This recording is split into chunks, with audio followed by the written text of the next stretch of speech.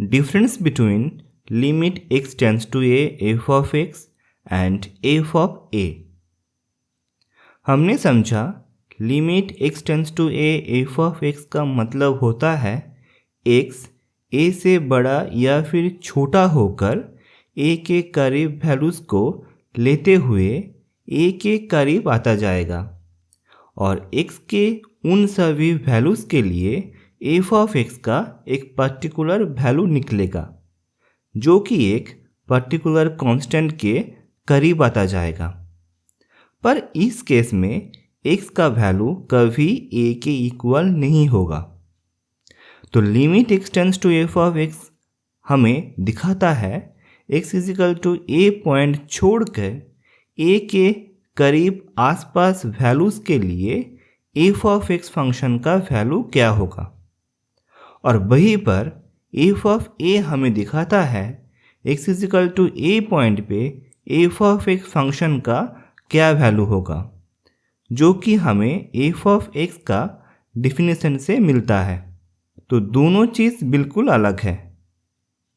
इस डायग्राम से समझिए, पॉइंट a पर है x इजिकल टू a, तो यहाँ पर हमें मिलेगा f इजिकल टू a का वैल्यू और वहीं पर उसे छोड़ के लेफ्ट और राइट साइड में x का जो वैल्यू है उन सभी वैल्यूज़ के लिए हमें limit x tends to a f of x का वैल्यू मिलेगा।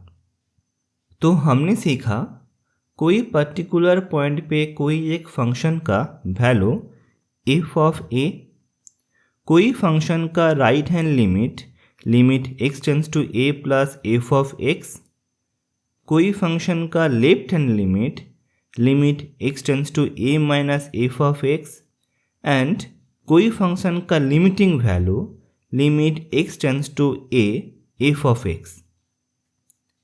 अब देखिए कुछ point. 1. At x is equal to a point even f of a exist, limit x tends to a f of x may not exist। At x is equal to a point, even limit x tends to a f of x exist, f of a may not exist। Third, f of a and limit x tends to a f of x may exist simultaneously but they may not equal to each other। Fourth, f of a and limit x tends to a f of x may exist simultaneously but they may be equal to each other। Fifth, f of a and limit x tends to a f of x, value of both may not exist। अब कुछ example से हम इस सारे point को detail में समझेंगे। Example 1 y is equal to fx equal to 2x minus 3 and x tends to 2 plus. तो यहाँ पर x हमेशा 2 से बड़ा होगा और धीरे धीरे 2 के करीब आता जाएगा। यहाँ पर x के पॉसिबल वैल्यूज़ और उसके करस्पॉन्डिंग y के वैल्यूज़ होगा। जब x इजिकल टू 2.1 y का वैल्यू होगा 1.2, वैसे ही जब x इजिकल टू 2.01 y का वैल्यू हो जाएगा 1.02 और वैसे ही सो ऑन। तो हमने देखा x का वैल्यू जितना 2 के करीब आता जा रहा है y का वैल्यू उतना ही 1 के करीब आता जाएगा। f of x और 1 के बीच जो डिफरेंस है मतलब f of x minus 1 mod, इसका वैल्यू उसके पहले वाले वैल्यू के कंपेयर में और भी छोटा होता जा रहा है। तो हम कह सकते हैं f of x tends to 1 when x tends to 2 plus। So f of x function का राइट हैंड लिमिट होगा limit x tends to 2 plus f of x equals to 1। Second, y is equal to f of x equals to 2x minus 3 and x tends to 2 minus। यहाँ पर x हमेशा 2 से छोटा होगा और धीरे धीरे 2 के करीब आता जाएगा। पहले वाले की तरह ही x के पॉसिबल वैल्यूज़ और उसके करस्पॉन्डिंग y के वैल्यूज़ होगा x is equal to 1.9, then y is equal to 0.8, x is equal to 1.99, y is equal to 0.98 and so on. तो हमने देखा x का वैल्यू 2 के जितना करीब आता जा रहा है, y के वैल्यू उतना ही 1 के करीब आता जा रहा है। f of x tends to 1 when x tends to 2 minus. So f of x function का लेफ्ट हैंड लिमिट होगा limit x tends to 2 minus f of x equals to 1। अब देखिए limit x tends to 2 plus f of x and limit x tends to 2 minus f of x दोनों ही exist कर रहा है, तो limit x tends to 2 f of x भी exist करेगा और limit x tends to 2 f of x का वैल्यू होगा 1 और f of 2 का वैल्यू होगा f of 2 equals to 2 into 2 minus 3 equals to 4 minus 3 equals to 1। सो यहाँ पर f of 2 एग्जिस्ट कर रहा है और f of 2 and limit x tends to 2 f of x दोनों इक्वल है। Example 2 1. f of x equals to root over 4 minus x and x tends to 4 plus। तो पहले वाले की तरह ही x का वैल्यू हमेशा 4 से बड़ा होकर 4 के करीब आएगा, पर इस इक्वेशन में अगर x का वैल्यू 4 से ज़्यादा हुए तो इक्वेशन का वैल्यू अनरियल हो जाएगा। जैसे अगर x इज इक्वल टू 4.01 है तो f of x equals to होगा root over 4 minus 4.01 equals to root over minus 0.01 which is unreal. तो f of x फंक्शन का एग्जिस्टेंस नहीं रहेगा जब x टेंड्स टू 4 प्लस, मतलब limit x tends to 4 plus f of x का existence नहीं है। Second, f of x equals to root over 4 minus x and x tends to 4 minus. तो यहाँ पर x का वैल्यू हमेशा 4 से छोटा रहकर 4 से करीब आता जाएगा, तो x के पॉसिबल वैल्यूज़ के लिए f of x का वैल्यू होगा x equals to 3.99, f of x का वैल्यू हो जाएगा 0.1, x equals to 3.9999, f of x हो जाएगा 0.01 एंड सो ऑन। तो हमने देखा f of x का वैल्यू 0 के बहुत ही करीब है, so f of x tends to 0 when x tends to 4 minus.